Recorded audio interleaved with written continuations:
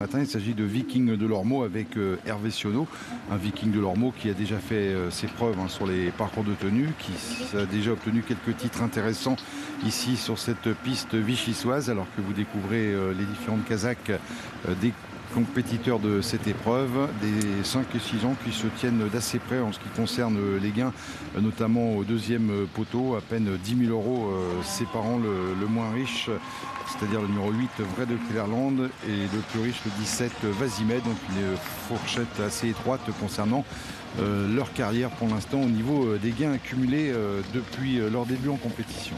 Alors pas mal d'informations concernant tout d'abord les concurrents du second poteau, les plus riches, qui sont les plus joués. Le 17 Vasimed, c'est vraiment très bien, il reste sur une excellente 3e place, il découvre un engagement idéal au plafond des gains. J'ai demandé à son partenaire comment s'était passé le hit, il m'a dit c'était très bien comme d'habitude. Je lui ai demandé en restant ferré, est-ce que c'est vraiment un désavantage? Il m'a dit c'est vrai que lorsqu'il peut être déferré c'est mieux, mais il n'y a pas une grosse différence avec le fait de rester ferré. En tout cas le déferrage ne le transforme pas, donc Erwin Giblet est quand même assez confiant pour un très bon classement. J'ai rencontré un driver très confiant, c'est Denis Couvreux qui sera le partenaire du 16 Victoria de la Vera. Sachez qu'il m'a dit que le 8 était extra, et il m'a dit la dernière fois à Bordeaux j'ai gagné facilement, et si j'ai le même parcours que la dernière fois je peux doubler la mise. Donc c'est la grosse confiance avec le 16 Victoria de la Reva. C'est la confiance également avec le 14 Vito de Gruson. Le cheval est en forme, il cherche sa courbe, bien évidemment il doit rendre 25 mètres, et c'est ce que m'a dit Arnaud Rozzoni. Il faudra vraiment avoir un bon parcours, mais avec un bon parcours je suis capable de lutter pour un très bon classement, et c'est ce que m'a dit également Hervé Sionneau concernant le 11 Viking de Lormeau, qui est plus percutant lorsqu'il est déferré. Aujourd'hui il reste ferré parce que ses pieds ne pouvaient pas être déferrés. Il a quand même des petites plaques, donc ça devrait bien se passer. Il a déjà bien fait sur cette piste, et donc j'ai sorti un Hervé Sionneau assez confiant avec Viking de Lormeau, le numéro 11. Alors on parle des concurrents de la deuxième ligne. Ulrich Célina, le numéro 13, est un cheval qui avait réalisé un bon début de saison, qui a ensuite connu un problème de boulette, donc il a besoin de se remettre dans le rythme. On est à côté de la maison, raison pour laquelle il court, et Georges Fournigaud serait ravi s'il prenait la 7e place. Et je vais terminer avec Velours d'Hermès. On passe à la première ligne. Le 3 Velours d'Hermès, un cheval qui a été arrêté pendant près de 2 ans, qui a repris le chemin de la compétition il y a à peu près 2 mois, et qui la dernière fois a été sanctionné pour ses allures sur les pentes de Châteauroux. C'est un cheval qui a du mal encore à se retrouver. C'est un grand cheval qui a été arrêté pendant 2 ans, donc il avait montré de la qualité, raison pour laquelle on le retrouve en piste cette année. Mais Christophe Hamel n'était pas d'un optimisme débordant, il était un petit peu mi-figue mi-raisin le concernant. Attention, numéro 5, Valima du Citrus, c'est l'entraînement d'Alexandre Bonnefoy, qui a gagné assez sûrement la semaine dernière sur les pentes de Lyon-Villeurbanne. J'avais interviewé d'ailleurs son partenaire, qui me disait que c'est une concurrente plutôt qui a montré des moyens et qu'il n'arrivait pas à vraiment canaliser. Donc il s'était occupé de son cas avant la course et tout s'est bien passé, elle a gagné. Donc aujourd'hui, on renouvelle l'expérience, elle part au premier poteau. On s'est encore occupé de son cas le matin à l'entraînement, donc on espère qu'on pourra jouer un bon rôle. Et puis deux dernières informations. Tout d'abord concernant le 7 Hugo Douxy, qui montre des moyens le matin à l'attelé, qui est peut-être plus confirmé au trot monté, qui découvre un bel engagement à la limite du recul, et s'il se montrait sage, comme le 8 a été correct, une surprise de sa part n'est pas à exclure. Et je termine avec le 6 Vague de Manche, Thibaut Le Floch, qui fait le déplacement avec de grosses ambitions, la dernière fois battu par un ou une concurrente de Jens Le Bouteiller très estimé. Auparavant ça s'était moyennement passé, mais Thibaut Le Floch m'a dit que le hit était bon, qu'il estimait Vague de Manche, donc il s'attendait vraiment une très bonne performance de sa part. Attention, ce numéro 6 Vague de Manche, qui est certainement l'une des meilleures chances du premier poteau. Alors on aperçoit ici un élevage bien sûr de Michel Toury. Voici le fils de Lovio, Velours d'Hermès, cheval très plaisant, tout du moins dans son physique, même si Christophe Hamel, comme vous nous l'avez confié, n'est pas d'une confiance débordante. Le cheval est tout de même proposé à une cote de méfiance, un petit peu moins de 10 € en ce qui concerne son rapport probable du matin, une cote qui a tendance à remonter. Il fait partie bien sûr des plus jeunes, c'est-à-dire les 5 ans ici, qui se seront affrontés aux 16 ans. Voici Victoria de la Vera, Denis Couvreux, de quoi être confiant. Il est très confiant. C'est la première chance théorique de cette épreuve, cette Victoria de la Vera, en ce qui concerne son aptitude à la distance et sur ce qu'elle a fait de mieux. Elle semble légèrement au-dessus de Slow, avec des chevaux tels que Vito de Gruson et des Vagues des Îles qu'il ne faut surtout pas sous-estimer. Le numéro 12, on n'en a pas parlé encore, présenté par Stéphane Bourlier. Cette Vague des Îles qui me plaît beaucoup, une fille de Norma Gent qui avait aligné quelques très bonnes performances après un retour infructueux sous la selle. On la voit ici de dos.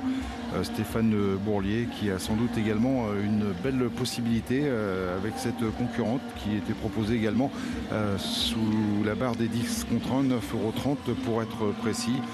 On a compris que pas mal de bonnes chances se trouvaient au poteau des 25 mètres. Alors on va voir quelques échauffements. Voici Victoria de la Vera.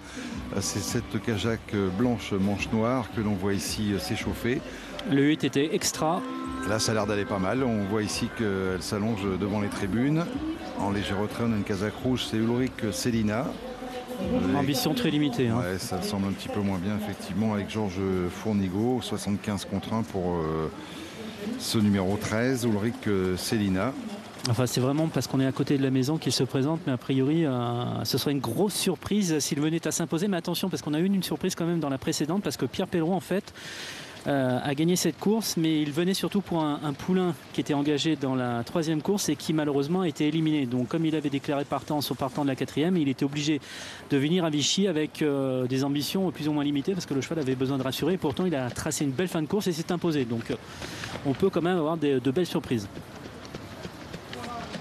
Voilà, on a ici à l'écran numéro 6, Vague de Manche, très joué avec Thibaut Le Floch, l'élevage de Michel Toury. Thibaut m'a quand même dit qu'il fallait se montrer prudent au départ. Une Kazakh que l'on avait souvent présente, bien sûr, dans les box de regretté Jules Lepentier. Cote de 10 € désormais pour Thibaut Le Floch.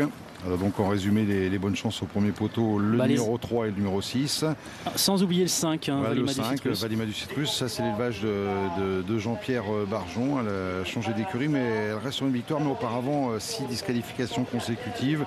Donc petit coup de poker spéculatif, une cote avoisinant les 18 contre 1. Et au deuxième poteau les chances logiques, donc Viking de Lormeau. Vague des Îles bien sûr, Vito de Gruson et Victoria de la Vera et Vazimed qui effectue quand même un long déplacement pour le compte de Gilles Delacour. Gilles Delacour qui a pas mal de très bons droitiers dans ses box. Et Vazimed qui est le plus riche avec un engagement sur mesure. Il ne faut pas avoir gagné 71 000 à 30 € près. Il n'aurait pas été qualifié pour cette confrontation. Cote de 9 € pour Erwin Guiblet. Un départ qui va avoir lieu d'ici une poignée de secondes. On vous rappelle qu'ils sont 17 au départ, 7 au premier poteau et 10 à rendre la distance. Et les deux favoris à suivre, numéro 11 et 16 au poteau des 25 mètres.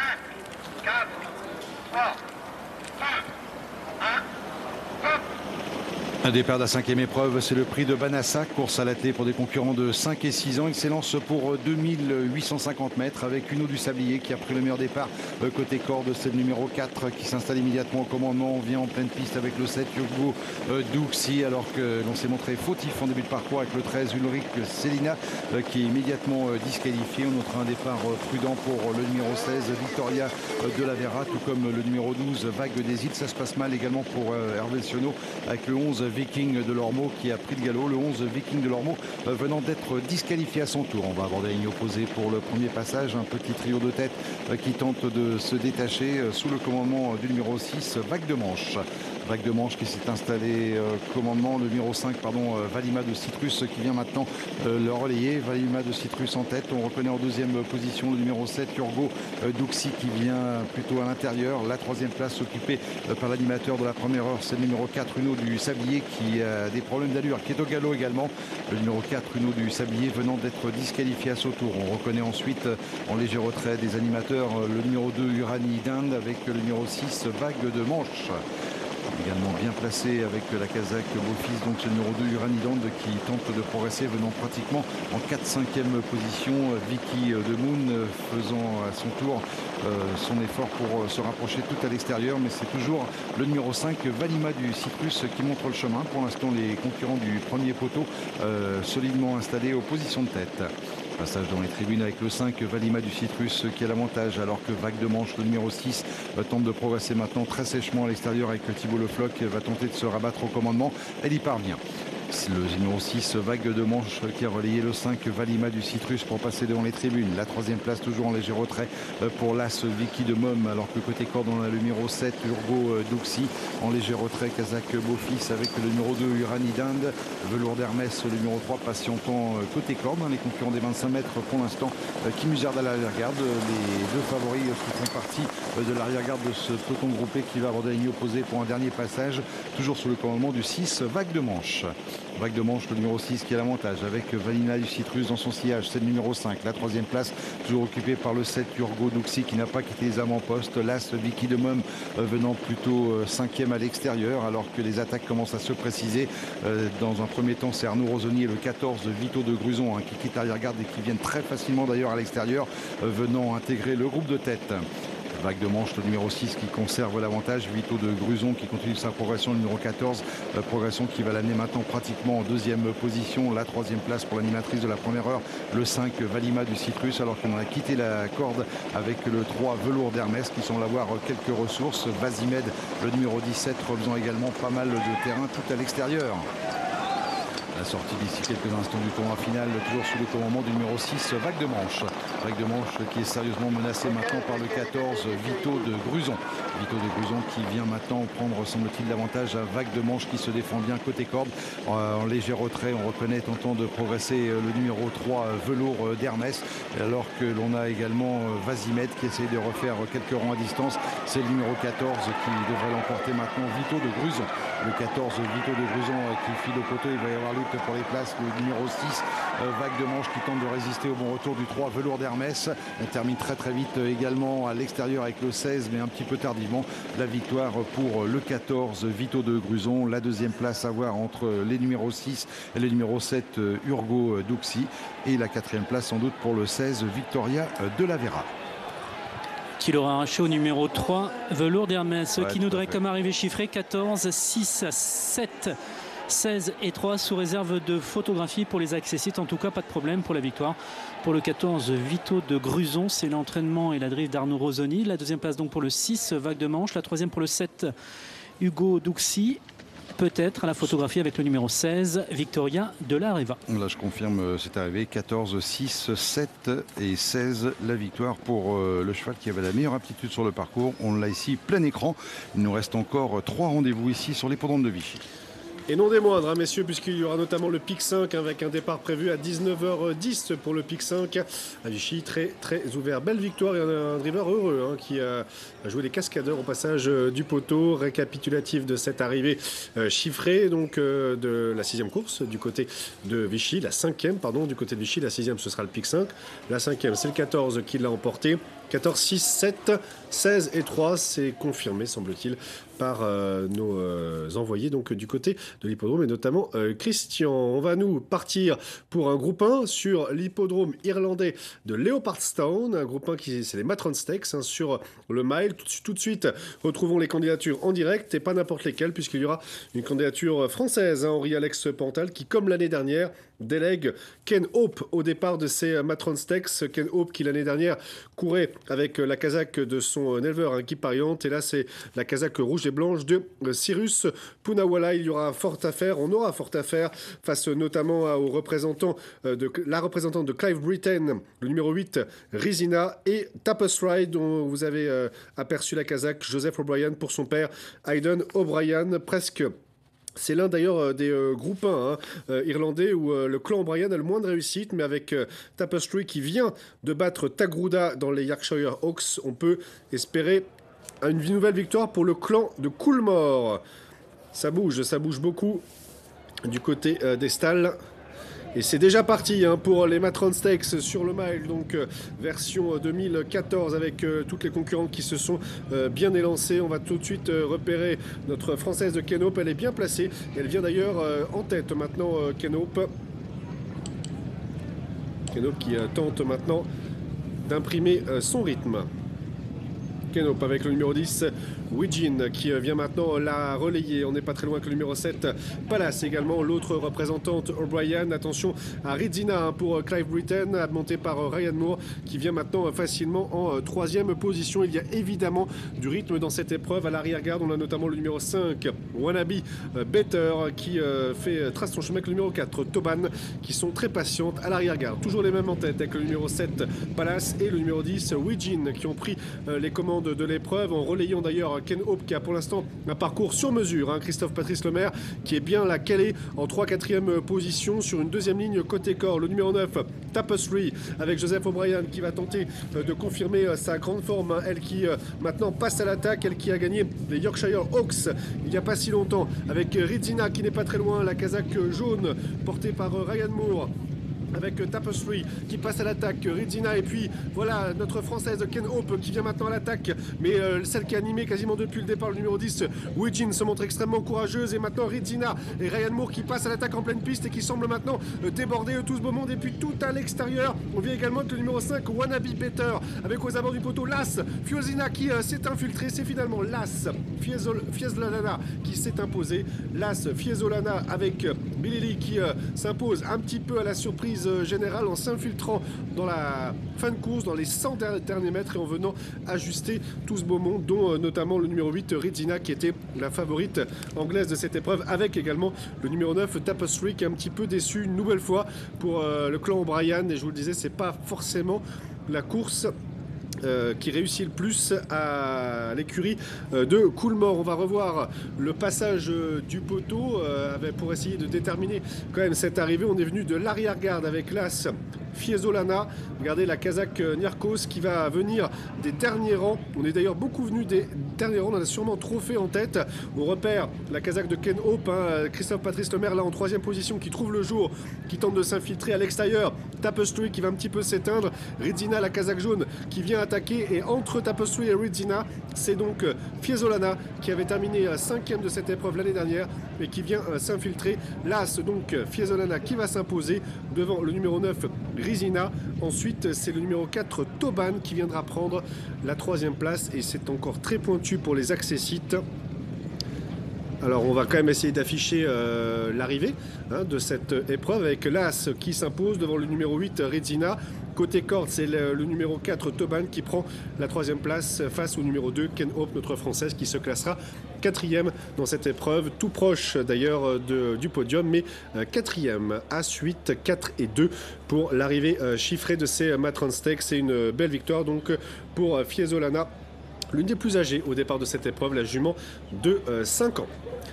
Allez, la course à Fontainebleau qui nous attend, c'est la 7e course du programme, Gilles. Oui, la 7e course du programme de Fontainebleau, avec ici le favori, Québec, qui est proposé à 4,30 €.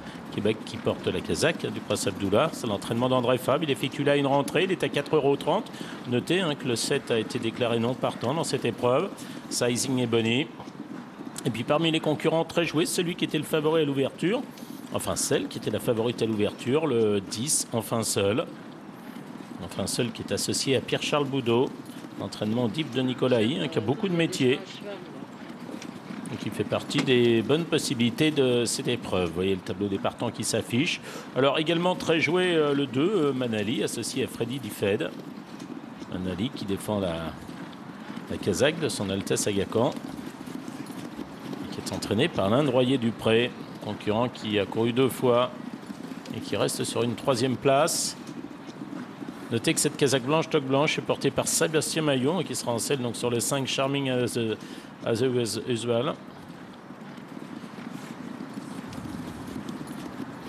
Atlanta, autre pensionnaire d'Alain Royer-Dupré, le 11, est proposé à 17 contre 1 actuellement. Et puis dans le bas du tableau, un gros outsider avec le 14 Grand Gala. Grand Gala qui effectue là ses débuts. C'est le seul qui est dans ce cas de figure. Québec, donc je le disais, le favori, l'As, associé à Maxime Guyon, l'entraînement d'André Fabre, fils de Densily et de Milford Sound, qui a débuté sur l'hippodrome de Chantilly par une 4e place, derrière Laser Time Ball, derrière Noleval et Prometheus. Alors Prometheus, quelque peu déçu depuis, Québec, qui a sans doute été malade, ce qui explique cette absence, et qui effectue là une rentrée. Favori de cette épreuve. Alors, il faut lui poser dans cette épreuve en fin seul, le 10. En fin seul, hein, qui a beaucoup de métiers, ce qui est quand même important. Pas une grosse valeur, mais 33,5 de valeur. Hein, et les chevaux d'Alain et Dupré sont joués, Gilles, ou pas? Certainement un peu. Le 2 est à 10 contre 1 et le 12 ne l'est pas, il est à 19 contre 1. Parce que le 2, il en a pas encore. Non, c'est le 11 plutôt. L'autre, c'est le 11, c'est 18 contre 1. Ouais. D'accord, ah oui, d'accord, très bien. Ouais. Le 2, Manali, j'ai très rapidement discuté avec lui, parce qu'il y a Agenta qui donnait un peu de signe de nervosité dans le rond, qui a injecté un peu son jockey, donc qui s'est mis en selle en piste. Agenta, il attend des progrès hein, quand même. Hein. Elle est vraiment d'un beau modèle, assez fort, pas précoce. Pas encore complètement venu, mais pas dénué de qualité. Puis Manali qui commence vraiment à comprendre ce qu'on lui demande aussi. Lui aussi, c'est vraiment un beau modèle qui n'est pas venu. C'est un peu le même profil, mais qui progresse et qui a encore progressé par rapport à sa dernière sortie.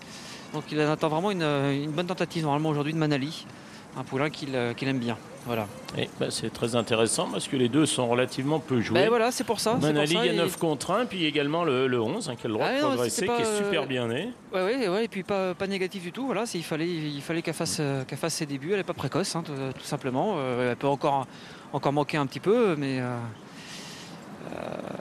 c'est une pouliche aussi également qu'il apprécie. Puis j'ai discuté aussi avec Arnaud Bourget.